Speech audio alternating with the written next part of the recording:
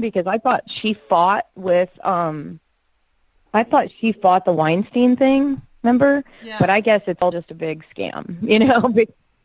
I mean, they're all part, I guess if you're really successful in America, there's a reason why, you know, and I think you've participated in it, you know?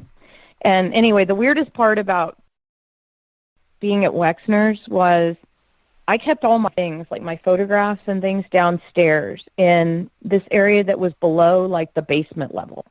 It wasn't the basement, because they had a basement. It was, like, below that, and there was a sauna in that room, like a huge sauna, and then they had, like, a vault, and then they had a door to an underground tunnel.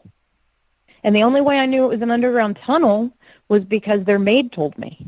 I said, "What is this door?" Because I used to keep everything down there. And she said, "Oh, that's the tunnel that leads to the main house."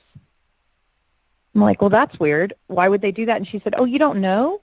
And I said, "No." And she said, "There's a giant 10,000 square foot floor that raises up when someone goes through that tunnel, and then they can enter the room secretly, go in, and then no one ever sees them.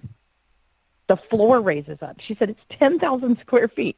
Now, this is just the maid telling me. And she cleans it, so she really had no reason to not tell me the truth, you know? And she'd been working there a long time, and I asked her, "Have you ever met Les Wexner?" And she said, "No, I've been working here about 20 years.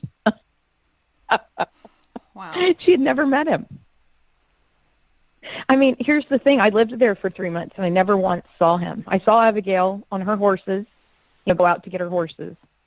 You know, I could just see her and go out, but I never once saw him. And that's why I called him, like, the Wizard of Oz, because he was controlling everything, but no one ever saw the guy. I mean, like, nobody saw him except Randy Bowie was the only one who admitted to knowing him. But the other people that I would meet on the estate, they were like, "No, we've never met him. We've never seen him." And Claire Hazel's boyfriend, I asked him, and he said, "No, I never saw him. He saw Guylaine calling Claire all the time, giving her orders." And then he also had, I'll let him tell you, but it was pretty interesting. He had some good insight.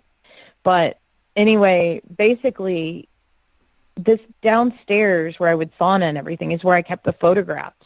And the only way Guylaine and Jeffrey knew that is they watched me on video all the time. So Also, one day I would go. And they were watching what you were doing. One day, oh, it was completely. Oh yeah, God. it was completely, it had the same pinhole cameras.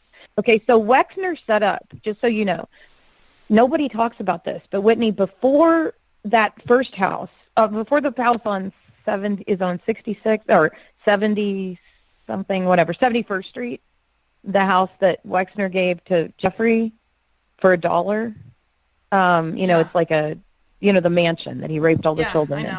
Before that house, there was another one. Yeah, Wexner gave him that one, and that thing was incredible. That's where Annie actually met him. I brought her over there. But that house, that mansion then was later given to Guylaine recently. She sold it to give it to, or the townhouse, whatever, and that's how she settled with Virginia. She sold that. And Wow. I know because I was testifying for Virginia. Yeah, but anyway, she was like, I mean, oh, my God, that woman. And she also had an apartment she took me to. And I walked in the first day, and it had one of my drawings on the wall. And I'm like, "What are you doing with my drawing?"